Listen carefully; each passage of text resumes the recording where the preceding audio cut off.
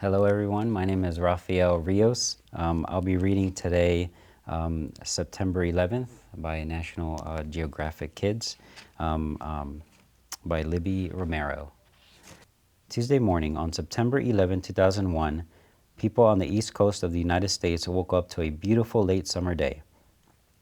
The sun shone brightly in a brilliant blue sky. It was a Tuesday and people in New York City were preparing for another day at work and school. Thousands of people headed for the Twin Towers that morning. These two skyscrapers were part of the World Trade Center.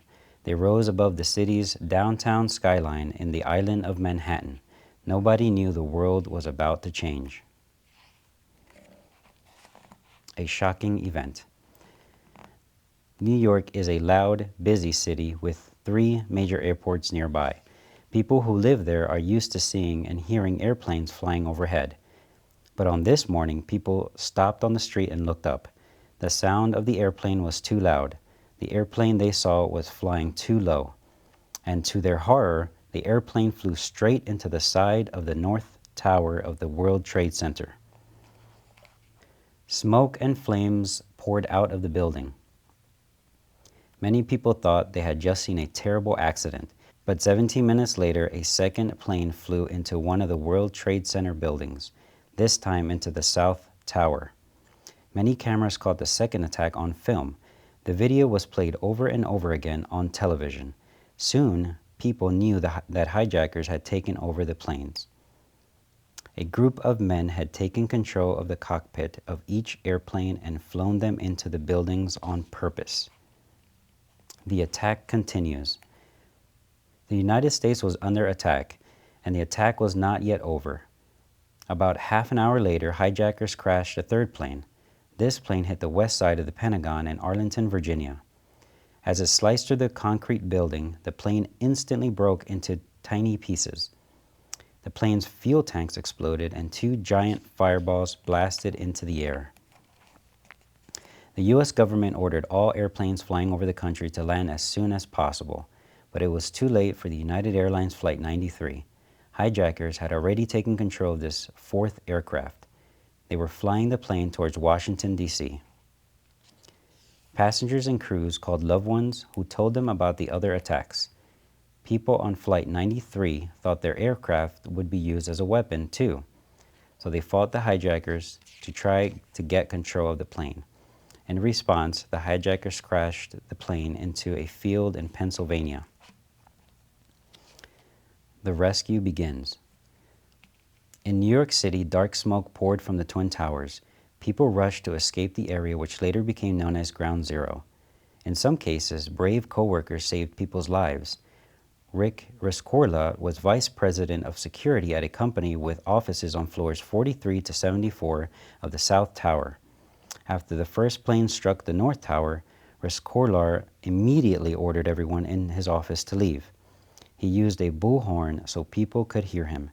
He helped nearly 2,700 people make it down the stairs to safety. First responders, including police officers, firefighters, and paramedics, arrived within minutes of the first attack on the World Trade Center in New York City. They rushed in to help. They knew they had a massive rescue operation before them. Almost all of the elevators in the Twin Towers had stopped working. In the higher floors, many stairs were blocked by rubble or fire. People who were able to escape headed down the stairs that were still open. On the way down, they passed firefighters who were climbing up to search for survivors. The towers fall. Many of those firefighters didn't make it out. When the airplanes hit the Twin Towers, they caused massive damage. Concrete floors were destroyed. Steel support beams were cut into 2. Floors above the crash site started to sag down. Meanwhile, the sprinklers in both buildings were damaged. There was nothing to stop the raging fires, which became hot enough to weaken steel. The buildings grew unstable. Then they collapsed. My name's Jacqueline Shoemaker, and I'll be picking up where Raphael left off. The South Tower fell first. 6 firefighters from New York City Fire Department Ladder Company 6 were in the North Tower when it happened. The impact caused the North Tower to shake, The firefighters needed to leave before the North Towers fell, too. As they rushed down the stairs, they found Josephine Harris. She had climbed down at least 50 flights of stairs and could not go on. The firefighters helped her.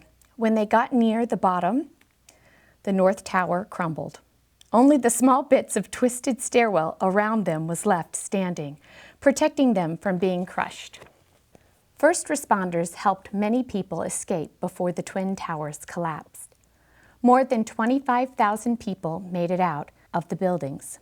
Sadly, between the Twin Towers, the Pentagon, and the people on the 4 airplanes, nearly 3,000 people died during the 9/11 attacks. After the towers fell, clouds of debris rained down on the city. People near the attack site were covered with dust and powdery gray ash. Thousands of people flooded the streets, running away from downtown. Many people wanted to get out of Manhattan. Some walked miles to reach bridges so they could leave. But after the planes hit, New York City was quickly shut down. Many bridges, roads, and tunnels were closed to traffic in case there was another attack. The subway system shut down. Many train lines stopped running. Some buses were routed to pick up people fleeing Lower Manhattan.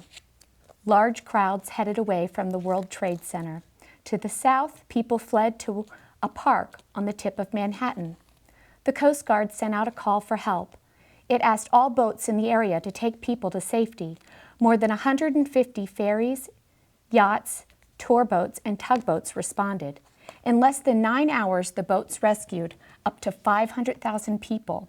They took people to Staten Island, Ellis Island, and across the river to New Jersey. It was the largest water rescue operation in American history. In the days after the attack, thousands of rescuers searched for people in the rubble of the World Trade Center. More than 300 dogs joined them. Working with her human handlers, many of the specifically trained dogs sniffed and searched. The heroic canines worked up to 12 hours a day. One dog, a German shepherd named Tarak, found Ganelle Guzman McMillan. She had been pinned under a pile of steel and cement for 27 hours. She was the last survivor rescued from Ground Zero.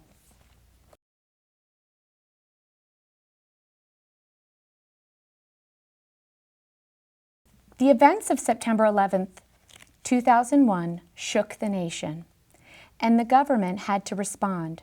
President George W. Bush led the country in a day of prayer and remembrance.